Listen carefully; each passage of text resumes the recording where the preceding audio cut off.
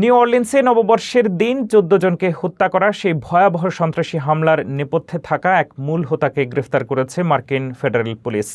মিজুরির ৪০ বছর বয়সী জর্ডান ডেরিকের বিরুদ্ধে অভিযোগ, তিনি অনলাইনে বোমা তৈরির বিস্তারিত টিউটোরিয়াল পোস্ট করেছিলেন, যা ব্যবহার করে তৈরি করা হয়েছিল সেই প্রাণঘাতী বিস্ফোরক। তদন্তকারীরা জানিয়েছেন, আইএসআইএস অনুসারী জঙ্গি শামসুদ্দিন জব্বার ডেরিকের তৈরি ভিডিও দেখে বোমা এবং ডিটোনেটর তৈরি কৌশল রপ্ত করেছিলেন। ২০২৫ সালে ১ জানুয়ারি নিউ অর্লিন্সের উৎসবে ট্রাক নিয়ে হামলা চালানোর পাশাপাশি জব্বার অসংখ্য হাতে তৈরি বোমা আইইডি বিভিন্ন স্থানে পেতে রেখেছিলেন।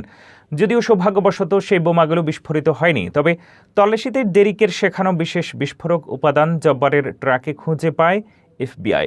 জর্ডান ডেরিকের বিরুদ্ধে অবৈধভাবে বিস্ফোরক তৈরি ও সন্ত্রাসবাদে সহায়তার মতো একাধিক গুরুতর অভিযোগ আনা হয়েছে।